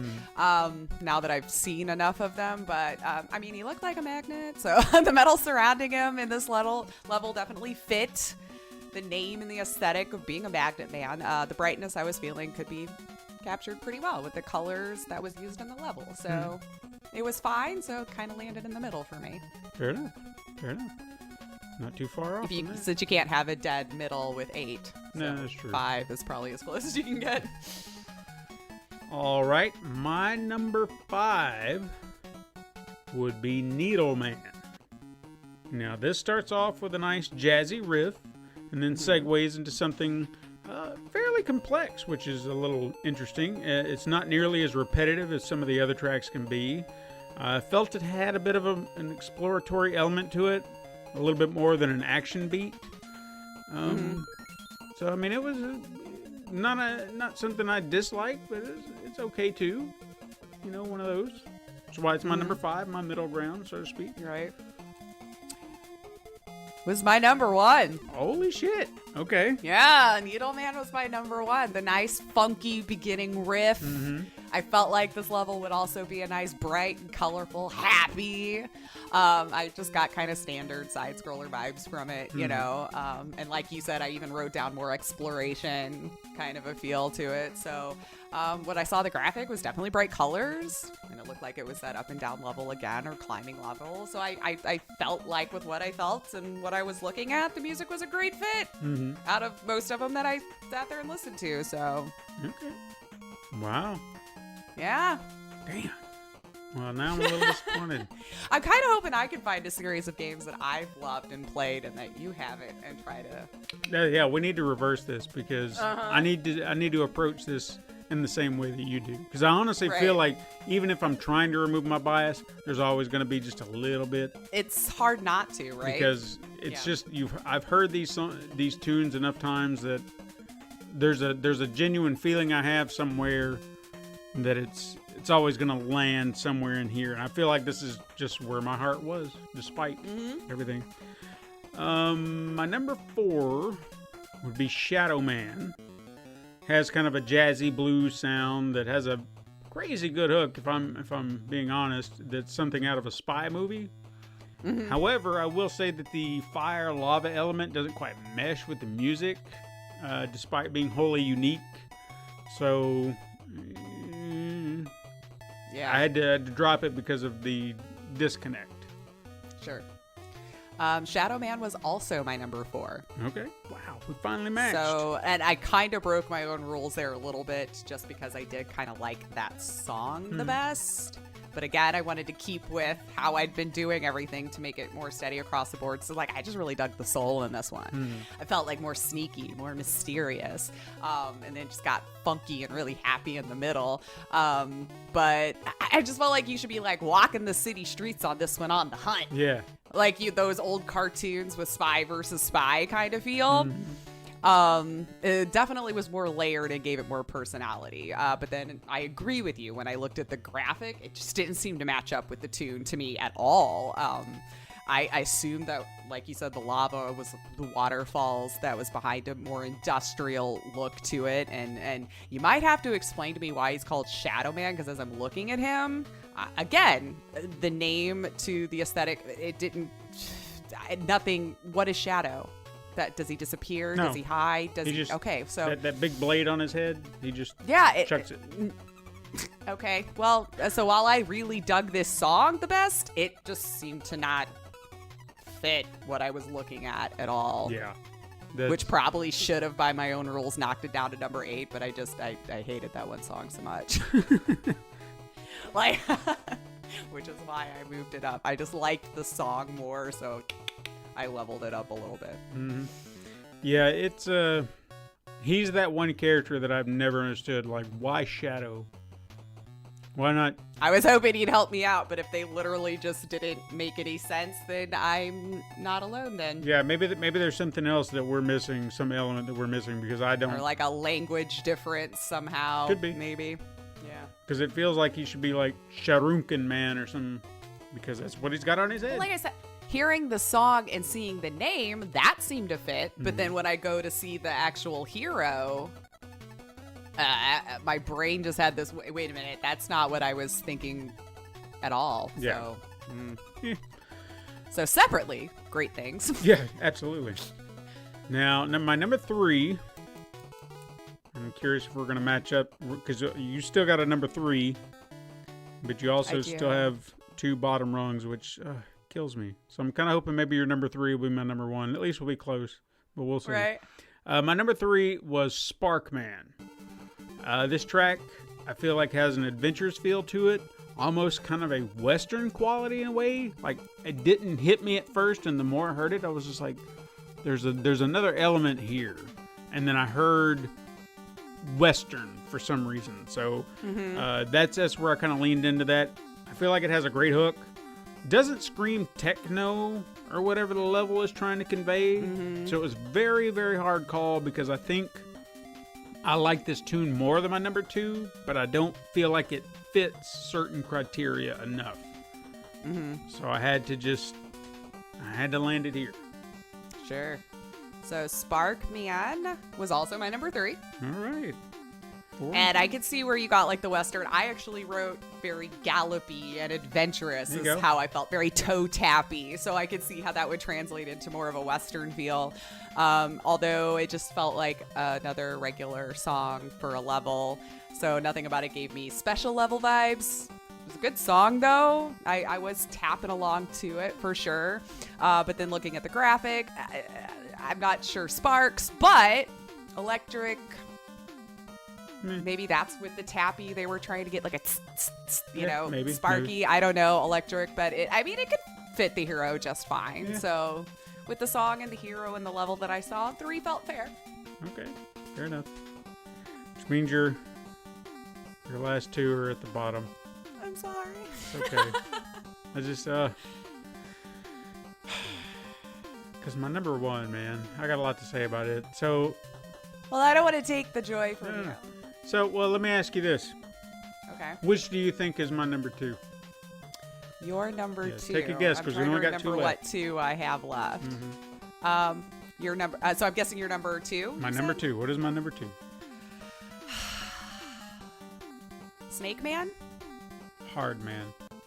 Oh, okay. I was trying to remember which 2 again. Okay. I'm like, what haven't we talked about? It's okay. So Hard Man is my number 2. I immediately love the energy in this tune that's exuding from the start. I feel like it's an action, like it should be part of like an action adventure montage that's playing at the time. So you just see all these things happening, and the music's just kind of playing with it, and you're just like bam, bam, bam, bam. That's what I kind of get out of it. So, and I mean the level itself, it just kind of works with it as far as I was concerned. But sure, that's why it's my number 2. It was my number 6, so it wasn't at the very bottom. This is killing me. But I felt it was very bright, very protagonist, right? I felt like it would just be happily trotting along, doing his thing. It didn't feel hard, I guess, or whatever that means at this point for me. But I mean, who doesn't love a hard man? Am I right? So, anyway, looking at the graphic, I just didn't know how to feel. Because I'm guessing he slams on the ground. I don't know, in a sense. There was mountains in the background, clearly having to go underground. I wasn't sure if it was meant to be rock or gold. And I think just my brain wasn't processed. Because it was just such a bright yellow. And I feel when I was looking at other graphics, the ground had a different color. And I know each thing's unique to itself. But something about it just threw me off with the name. And again, I feel like with this one, I have a hard time connecting what anyone's superpower is in relation to their name or what they were called. So I'm going to say maybe this is a language barrier thing, that it might mean something different. I don't know. I mean, you're not wrong. He does kind of do like a ground pound. So, I mean, you kind of had it. That's about all he does. So I really liked the song. It was just like there was this disconnect for me when I was looking at the graphic that just gave me, and I had so much trouble with my bottom 3 figuring out what was going to be the bottom 3, so I'm sorry, It's okay, because I mean, now that I know what your number 7 is, because I really got to know why you dislike this tune so much, because Snake Man is one of my all-time favorites out of the series. Because I mean, I might like the character if I ever played it. Oh, it has nothing to do with the character. I love the tune. because I feel like it sucks you in immediately. Energy's just popping. It's like bam, and then you go. And then now what? I'll say this. I admit this is where I got a little biased because how does it say snake? Right. I don't know. I was trying to feel if there was like a jungle feel to it, which I wasn't. I mean, like maybe I was struggling really hard to try to make the connection. I mean, the only thing I can kind of like, this is a stretch, so just keep in mind, just follow me here. A snake is very windy, and the music kind of starts up top, and then it just kind of winds down. So, snaky tune. Yeah, maybe. But I mean, like I said, there's a bias here. I love this tune. I couldn't think of a good reason to shoot it down, so I gave it number 1. I'm admitting it here and now. I love this tune. I don't know why. Listen to it. If you like it, tell me. If you don't, tell me. I don't care. She didn't like it. Why didn't you like it? I did not. I mean, I'm probably going to disappoint you here. Like, I couldn't even really write anything about it because this went back and forth as my least favorite because it was fine. I just couldn't really get a feel for this one and what it was trying to tell me at all. Maybe this experiment would go better if I didn't have the names to the character and like just listened to the song and wrote down my thoughts and then found out who it connected to. But I could not feel a connection between it at all. So when I looked at the graphic, lots of green tones, which one would expect with a, name like Snake Man. And he was very cute. Mm-hmm. I will give the hero that. He was adorable, probably the most adorable of the ones that I saw, and made the most sense with what I was looking at to the name. But it was just my least favorite tune. Well, it wasn't your least favorite, but it was at the bottom run. Right. I mean, Just kills me. I was hoping we would mesh on that, but I did go back and forth between Top and Snake Man, and for my bottom two. The only time that we have agreed on the top and bottom. It's the first one. First right? one. Mega Man. Yeah, Mega Man 1. This is twice now that we have been polar opposites on. And then our middle kind of lines up the same. But we didn't agree on anything in the last one. We agreed on 3 and 4 this time. Mm-hmm. But last time we had nothing, eh? Mm. I mean, close, but nothing was absolutely identical. This time we had 2. But just like last time, our 1 and 8, our 7 and 2, practically right polar opposites. Yeah. So, and I think Snake Man was one of the first ones I even listened to. So I was like, well, let's just wait. Maybe I'll feel differently after I heard them all. And then I went back and listened to them. Like, no, I just. Yeah. That's fine. It's fine. So I mean, it is interesting to do it this way, though, from somebody who's played it and someone who has like really no clue. And I mean, I've seen the game and I've seen it played, but I've never experienced them myself. Yeah. Let alone when they were new. It's just I'm learning a lot about us. It's just that way. Well, hopefully we can still be friends. Yeah, we will still be friends. It's fine. It's just I guess certain music, but hey, I'm gonna lay it out to you. I've laid this out.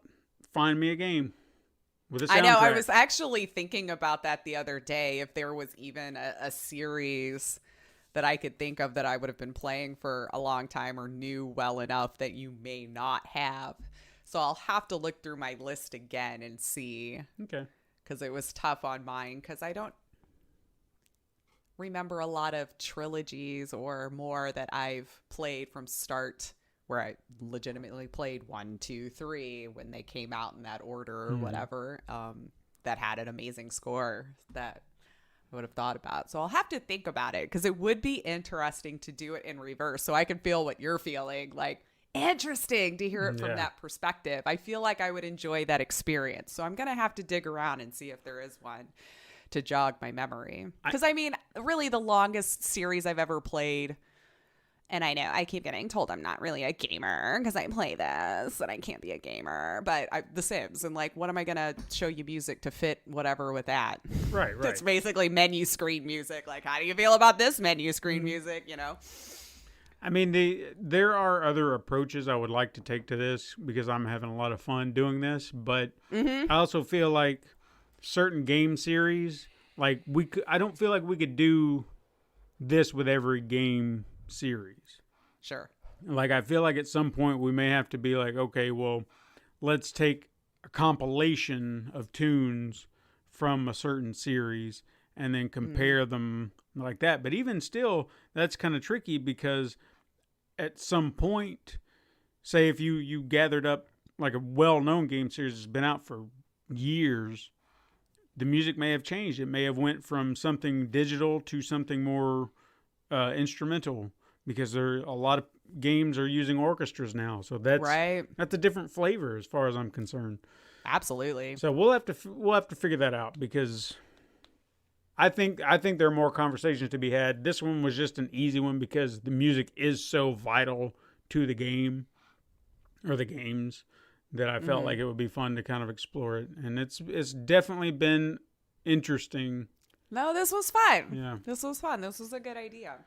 So we still have 3 more games to go, and I can't say there's I'm not going to say anything. We'll just see how the next couple of weeks go. Not put any seeds in your ear about how to feel about it one way or the other. Yeah, but that's our show. Hit us up sometime on Twitter at SuperMegaCrash. Send us an email at supermegacrash@gmail.com. Find us on Instagram to view our weekly icon art that I do every week. And I'm trying to keep up, so just bear with me. People aren't paying attention as much, so maybe that's why. I don't know. Who knows? Yeah. We should all just delete all of them anyway. Right? Yeah, that's true. Support the show by liking, leaving reviews on your preferred platform, even going to patreon.com/Pencil and Paper Productions. And you can tell your friends to search Super Mega Crash Brothers Turbo on the Pencil and Paper Podcast Network, found on Apple Podcasts, Podbean, Spotify, Google Play, Stitcher, Pandora, iHeartRadio, Amazon Music, and even youtube.com/Pencil Paper Productions. Thank you so much for listening. I am Stephen White. And I am Lacey O'Finley. Join us again next time, Super Mega Crash siblings. But until then, game on.